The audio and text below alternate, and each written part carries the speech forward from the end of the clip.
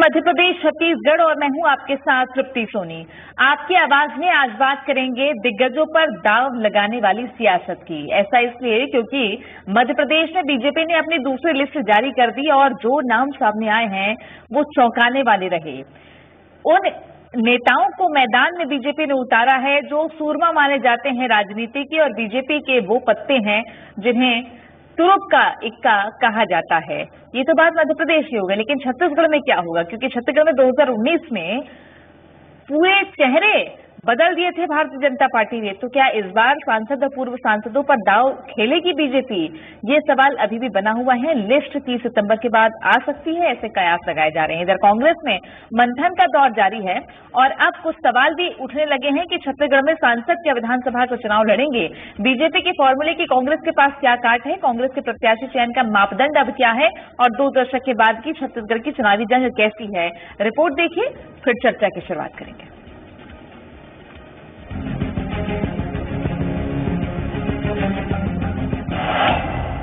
Ticket का countdown शुरू, दिग्गजों पर लगेगा दांव, सूरमा लड़ेंगे चुनाव।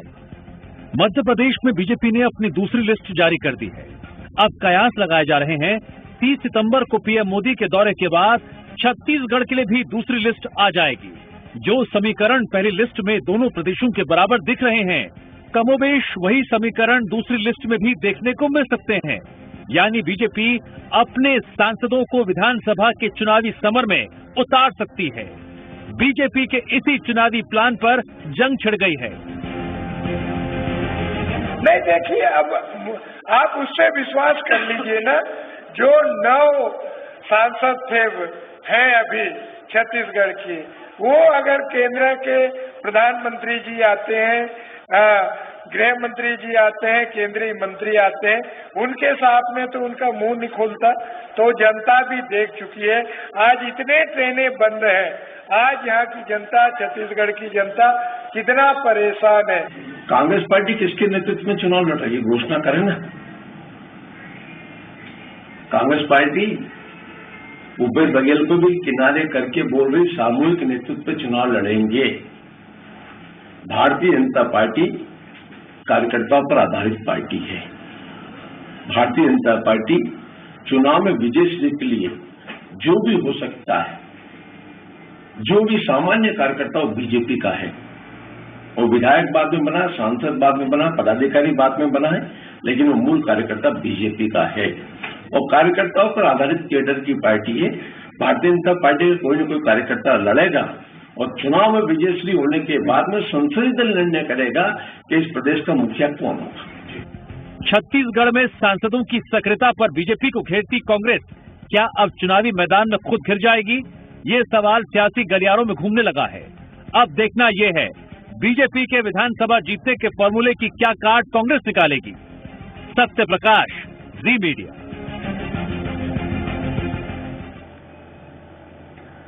और आइए चर्चा की शुरुआत करते हैं। 2 खास मेहमान स्टूडियो से जुड़ गए हैं। राजीव चक्रवर्ती बीजेपी के नेता हमारे साथ में, साथ ही नितिन भंसाली कांग्रेस के प्रवक्ता जुड़ गए हैं। स्वागत है आप दोनों का। पहला सवाल नितिन जी आपसे है। मध्य प्रदेश की लिस्ट आ गई, पहली के बाद दूसरी, आपकी पहली भी नहीं आई, इस पर तो कटाक्ष हो ही रहे हैं, लेकिन जो लिस्ट मध्य प्रदेश में आई है दूसरी, उसमें जो नाम सामने आए, अब कहा जा रहा है कि यहाँ भी सांसदों पर बीजेपी दांव खेल सकती है। तो 2019 में जैसे शिकस्त आप लोगों को मिली, आपको लगता है वो फॉर्मूला बीजेपी का 2023 में काम आ जाएगा विधानसभा में? देखिए, बीजेपी पूर्ण रूप से प्रयोगशाला बन चुकी है। नए नए प्रयोग अपना रहे हैं, उनको मुबारक। रहा सवाल सांसदों की टिकट का, जो है सांसदों को जो चुनाव लड़वा रहे हैं, छत्तीसगढ़ ने भी एक सांसद विजय बघेल और एक पूर्व राज्यसभा सांसद रामविचार नेताम को इन्होंने प्रत्याशी बनाया है। संभवतः और लोगों को भी बनाएंगे, क्योंकि सांसद रहते हुए संसद में इन्होंने आवाज तो क्षेत्र की जनता की कहीं रखी नहीं। यहाँ पर न धान की न किसान की बात पे वहां पे संसद में इन्होंने कुछ कहा और ना ही ये जो ट्रेनें यहाँ पर लगातार रद्द है और यहाँ की जनता को और यहाँ के यात्रियों को जो परेशानी हो रही, ना ही इस विषय पर कोई बात की।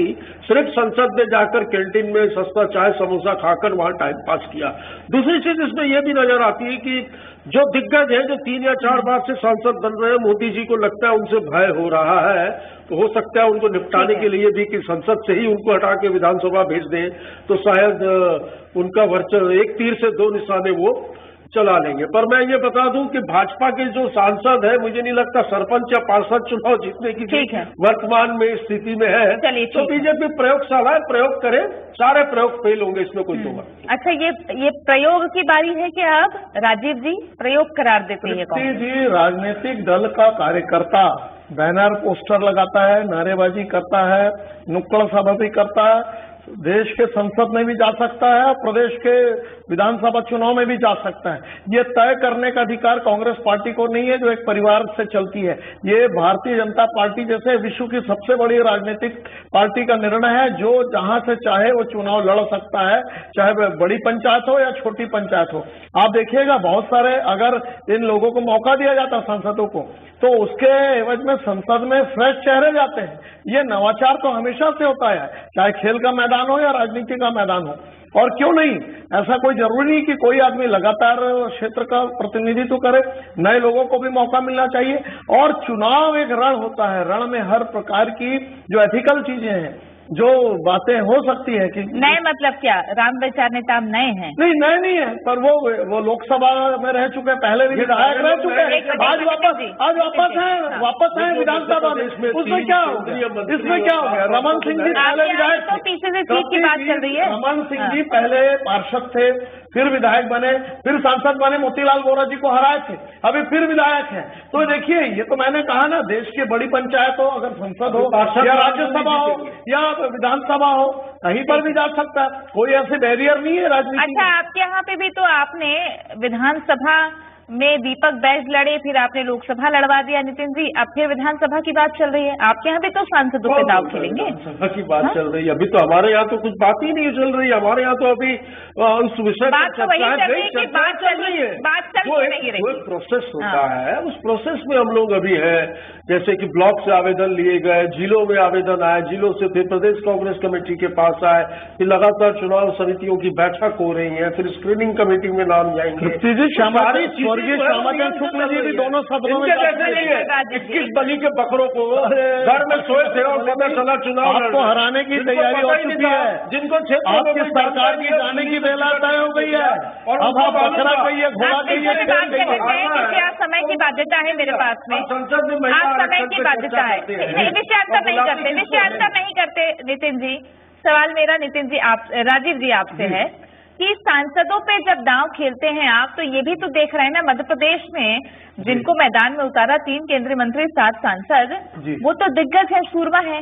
और आपने 2019 में जिनको उतारा, आप क्या गिनती कर लें अगर, तो अरुण साव प्रदेश अध्यक्ष कद बड़ा, सरोज पांडे उनका भी नाम चल रहा है, इसके अलावा दिनेश कश्यप, संतोष पांडे, इन सब लोगों की, क्योंकि कांग्रेस आरोप लगाती है कि वो सिर्फ सदन में गरी आते हैं, यहाँ मैदानी पकड़ तो है नहीं। सदन में भी बहुत सारे बातों पर लंबी बहस की है, आपको मैं वीडियो उपलब्ध करा दूंगा। और बिल्कुल क्षेत्र का प्रतिनिधित्व कर रहे हैं और केंद्र से लगातार फंड लाके काम कर रहे हैं। अभी अलग बात है कि कांग्रेस वाले उसका नाम नहीं ले रहे। और जहां तक आपने कहा, तो मध्य प्रदेश में मैं बता रहा हूँ आपको, अगर मध्य प्रदेश में टिकट दी गई है, मध्य प्रदेश में टिकट दी गई है, तो जो हमारा ग्वालियर लश्कर का क्षेत्र है, वहां पर सिंधिया जी के साथ अगर नरेंद्र सिंह तोमर जी दोनों मिलके अगर डबल इंजन चलती है, तो कांग्रेस को बड़ा भय लगता है। छत्तीसगढ़ में कहा, छत्तीसगढ़ में कहा डबल इंजन, छत्तीसगढ़ में भी छत्तीसगढ़ की सरकार बनेगी और केंद्र की सरकार बनेगी। और संतोष पांडे जी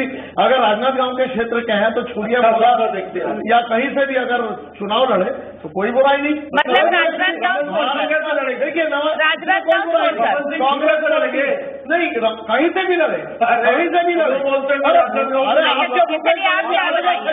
क्या बताइए,